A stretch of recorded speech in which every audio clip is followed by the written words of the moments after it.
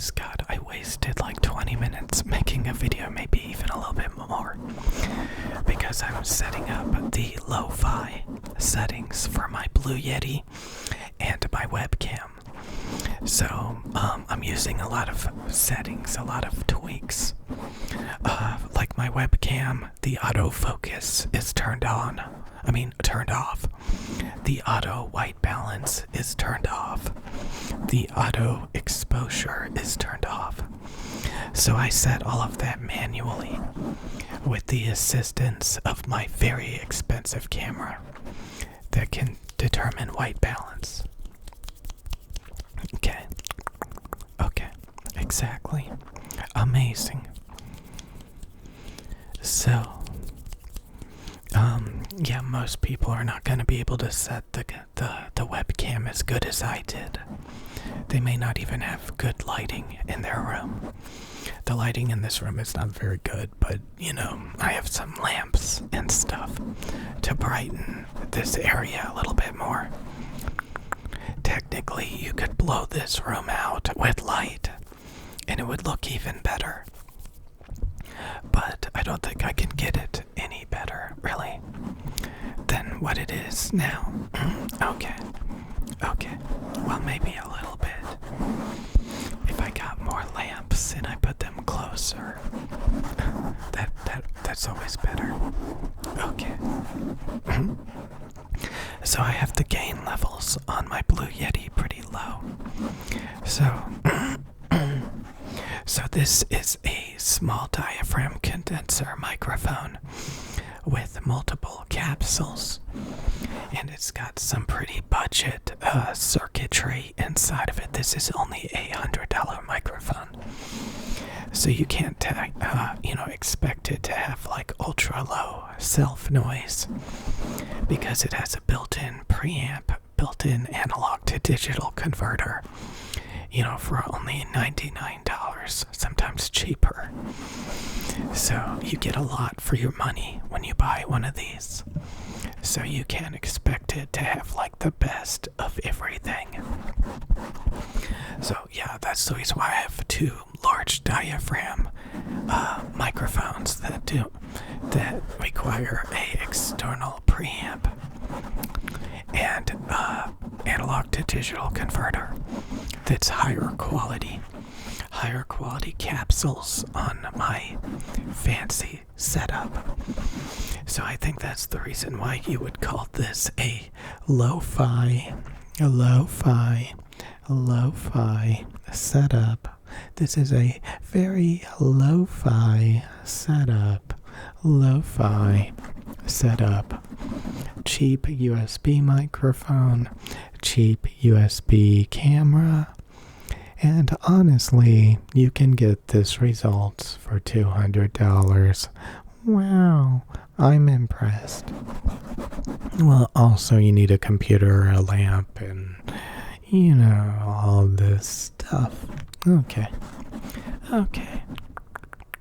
So yeah, I typically try to make high fidelity videos. Technically, I could get a more expensive camera, which I think would give a bit better image quality, even on my fancy camera. Because I'm kind of using like a, $1,500 camera setup. Like the camera is only not $899. The lens was only like $400. Something like that, I forget. So, it's not like a full frame $3,000 camera. So I think it just inherently has some grain in the image, even if the ISO is only 100. So, because I have a wide aperture lens that takes in a lot of light, so you don't need that much light in the room. Stuff like that, Webcams have a very small sensor, a very small lens, so you need to light up the room a lot. And if you get closer, you'll see it kind of blows out my hand. So technically I could get closer to the lamp and it would brighten me up, and you could technically lower the exposure a little bit, which would give you better performance. So yeah, like technically you could put the sun in this room. That's the reason why a lot of people use outdoor lighting. Like they'll make videos by the window, because sunlight is pretty good. Yeah. It is. It's pretty good. Not gonna lie. Typically it's better than your lamp. It's better than your lamp. It's better than your lamp. Just so you know. So technically, if you want the optimum performance, you would want a large diaphragm side address condenser microphone like a Rode NT1 or a Neumann TL103 that are ultra low self noise below 10 dBA, have a signal to noise in the 80s and 90s, high 80s, 90s. That would technically, then you would have a signal to noise of like 80 decibels, which is a lot. Because you can hear my computer, you can hear my ceiling fan when I make videos. So that increases the signal to noise. It kind of, so any audible hiss from the actual microphone equipment, stuff like that. There's nerds. There's nerds obsessed with audio equipment. And audio equipment is pretty easy. Like, once you learn dynamic microphones are not as sensitive or detailed as condenser microphones, and they have tonality problems, you realize condenser microphones are inherently better than dynamic microphones that stress your preamp, which introduce preamp hiss, which reduces your signal to noise considerably. So you want a extremely sensitive condenser microphone. And you want a large diaphragm condenser microphone, because small diaphragms always have more self noise, usually. There's some large diaphragm condensers that have high self noise, but technically you get lowest self noise theoretically possible from large diaphragm condensers. So you have to realize this. Like, there's some condenser microphones that are not as sensitive as other large diaphragm condensers, which means you need more preamp gain, which stresses your preamp. So you kind of want a extremely low distortion, large diaphragm condenser in a side address head basket, low self noise components, circuit board, diaphragm. So a medium or a small diaphragm typically has like 16 dBA self noise, which doesn't mean there aren't large diaphragms that are also 16 dBA or worse. So yeah, there's some really garbage microphones out there.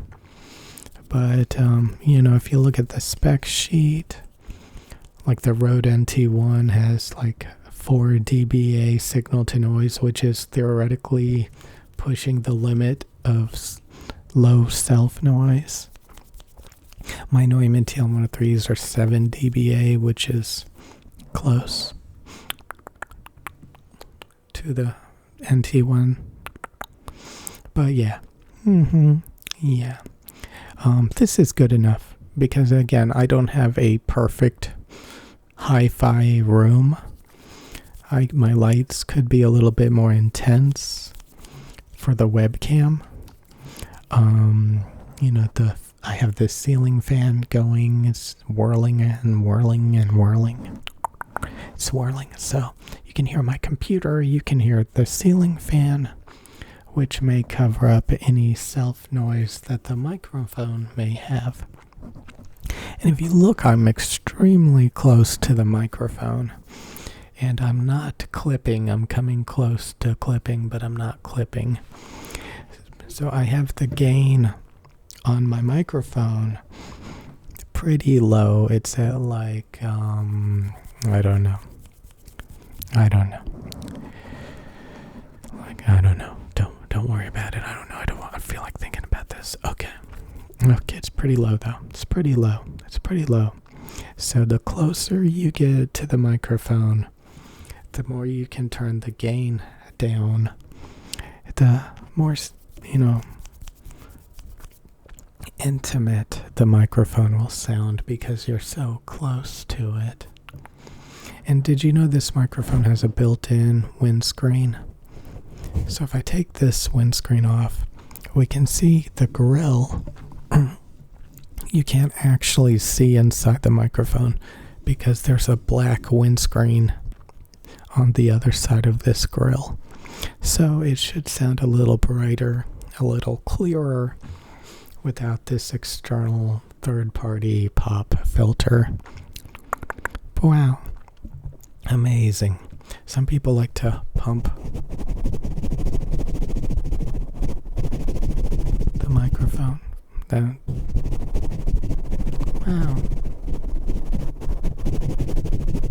Amazing.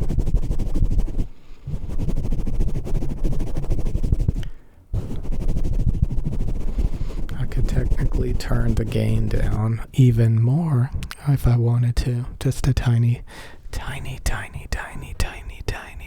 bit. Wow. Tiny. So I'm on the right side of your screen, the left side, but it's the opposite for me. So I had to swap the audio channels around so it's on the correct side. Some people don't take the time to do that. The more you know. So yeah, this is a LoFi test with the webcam, the Blue Yeti, $100 Blue Yeti, $100 Logitech C922, and you can get some pretty good quality for, some basic USB consumer products that I think can rival very expensive equipment. Just so you know.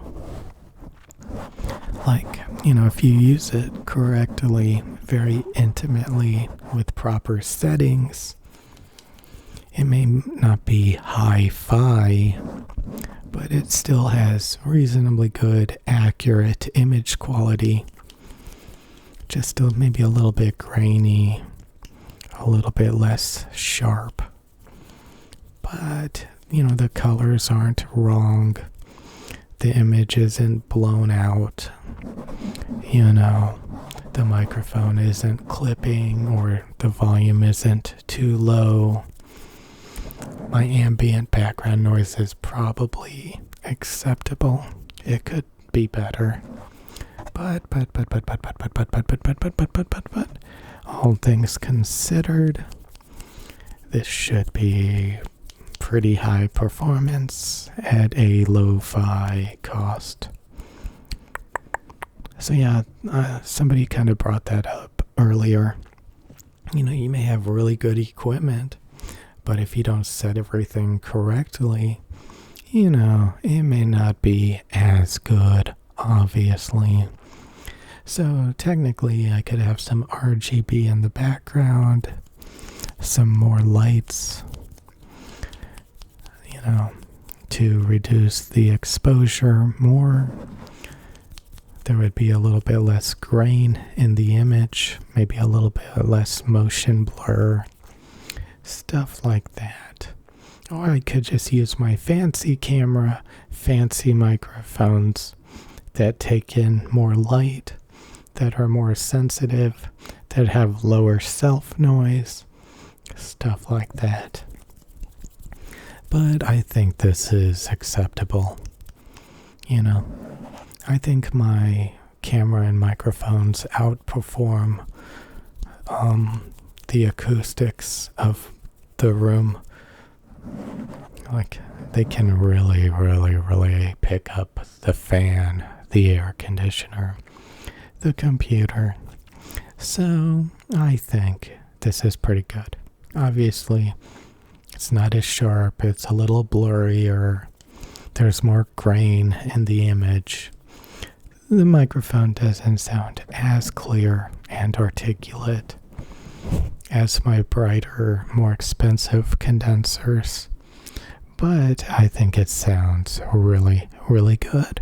And the image quality is pretty good. It's not perfect. But, this is lo-fi. Lo-fi. Okay.